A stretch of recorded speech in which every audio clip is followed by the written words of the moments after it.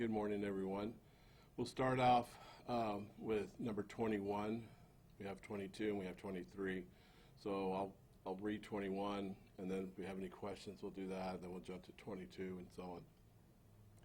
Okay, so for number 21, July 23rd, Tuesday at approximately 10:39 p.m. on 6800 block of Bitterroot, Austin police responded to a call of a man down in the street. Upon arrival, they located Mr. Louis Gaitan. He had life-threatening injuries. It was difficult at that point to determine what caused those injuries, but they were traumatic. He was transported to South Austin Hospital, where he later died and was pronounced at 11:30 p.m. Homicide detectives and crime scene detectives did respond to the scene. We started doing our background research on him and located family and are talking with people that knew him. That case is still being actively investigated, and we have people of interest that we're looking at, but we're not at liberty at this time to be able to say anything more about that. Are there any questions on that one? Do you believe it was someone who knew him? Yes, definitely believe it was someone who knew him.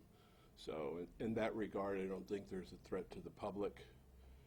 I can also say, though, we believe it was probably over marijuana. So this is number 21? Number 21. Homicide number 21? Yes, sir. Who shot? Yeah, that's, we're not going to say on that one. It's just traumatic injuries for right now. Okay, let's go to number 22. So on Friday, July 26th, at approximately 10:36 p.m., officers responded to the 4700 East Riverside, the quad apartments. They responded to a man down call inside one of the apartments. So EMS and police arrived, locating Mr. Gary Champlin. He had sustained obvious trauma, and he was pronounced deceased at the scene at 10:50 p.m. Once again, homicide detectives and crime scene personnel arrived, were there quite a few hours processing his apartment. The Travis County Medical Examiner has ruled that one a homicide due to the traumatic injuries, which on this particular one, again, we're not going to be able to say, just to maintain the integrity of the case. In instances like this, it's only the person who killed Mr. Champlin and us know what transpired. So the autopsy was conducted, again, and it was homicide, according to the Travis County Medical Examiner. Any questions on that? No. Persons of interest or suspects yet? No, not on this one. I mean, we're researching his background, his lifestyle. We do know that it was over marijuana, again. But he dealt with a lot of people. Do you know if there were any witnesses? We can say that we have a couple of witnesses on this one. Was it a witness who called police, or was that someone who heard something or found him? Or? One of the witnesses called police. Be able to say whether he was the one dealing, or? Am I able to say that the victim? You said it was over marijuana. Or? Yeah, it would have been the victim who was selling. Okay, number 23. So this occurred on the 20th of July. It was a Saturday at 9:58 p.m. This one is just now coming out because the baby just recently died on Sunday. So she had been alive for about a week.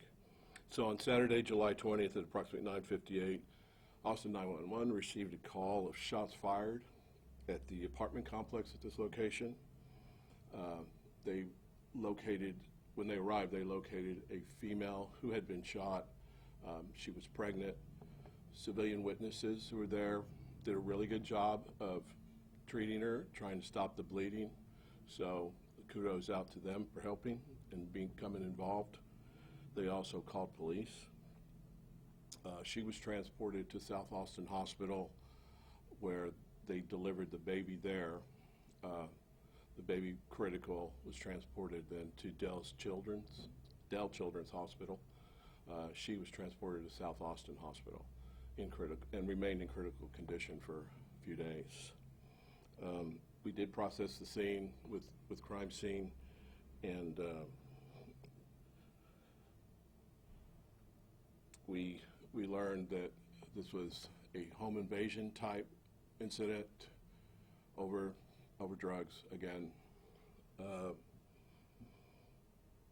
And so we're still talking with the victim, the adult female, and an adult male was in the apartment as well. We were notified Sunday on the 28th that the baby had died at 6:40 p.m. When that occurred, this became a homicide.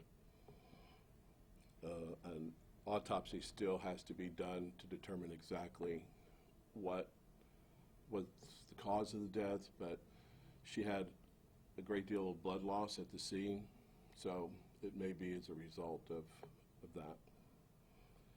So, any questions? You said the mother was in critical condition as well? Yes, she was in pretty bad shape as well. Did you say the location of this incident? It was at the apartment. The location where? Oh, I'm sorry, I didn't say that. 714 Turtle Creek Boulevard. Do you know how far along in the pregnancy she was? Sometimes you don't want to give out too much medical information, but she was, I guess we can say she was, I believe, over 7 months. Okay. The baby was born alive, or kept alive. Was the baby wounded at all? Would you know if the baby was struck?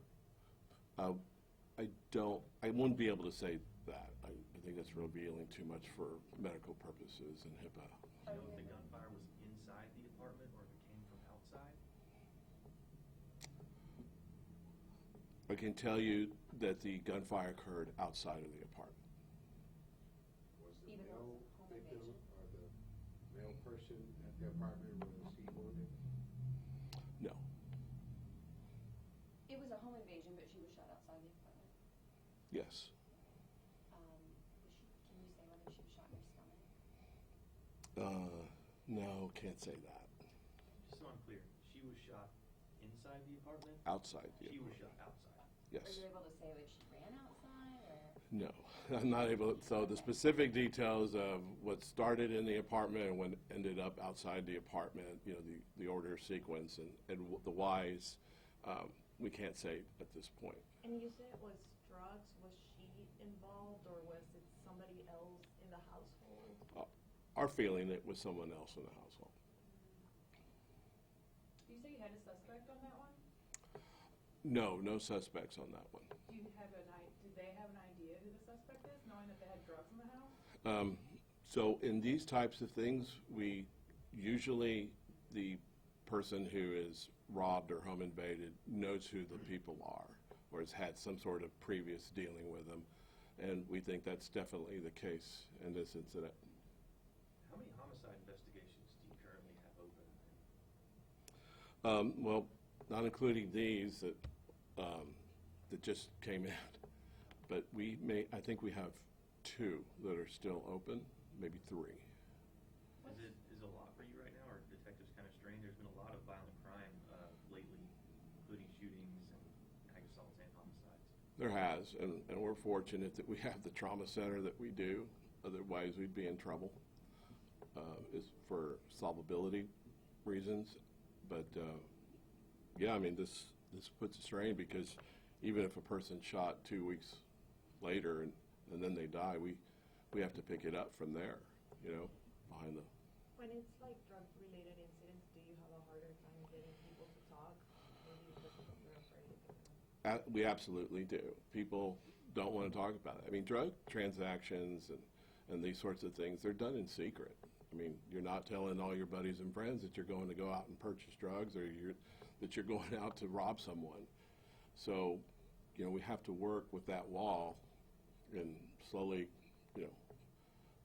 climb over it, get people to cooperate with us.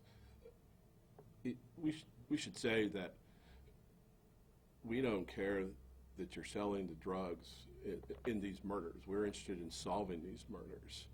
The fact that you may be selling is not really an important issue to us. What's important is catching the killer in these cases. And that's, I think, a hurdle that a lot of people and witnesses have to get over, because they're afraid, well, if I say something, then the police are going to arrest me for being involved in drugs. Well, that's not our focus. The murder 21, are you able to say whether the victim in that case might have been, I'm sorry, that was Bitterroot, might have been selling, or? I think that both parties were involved. I can say that. And then on 23, with the pregnant woman, you said there were civilian witnesses who helped stop the bleeding. That was extra witnesses in addition to the man who was inside the apartment, correct? Yes. Okay. And they see it happen, and then they were able to help her right away? Or? Yes. And Are you getting cooperation from the victims in the third homicide? So for the Pregnant baby, Yeah. yes, we're getting cooperation there. So that is helping. you guys cover a lot of hard cases, but is it like personally working one where it's an infant, just this kind of situation?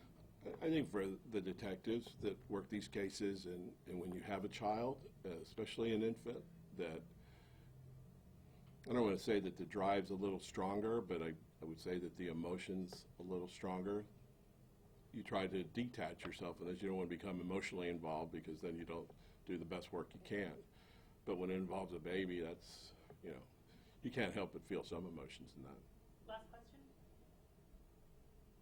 Do we know the condition of the lady right now? Because I know you said she was in critical condition for the first few days. Good question. How's she doing now? She's doing better, much better than she was, and is expected to live. So, yes. Still in the hospital? I'm not quite sure. Thanks, Sean. Do we have an age for the woman? Most of these folks are in their 20s.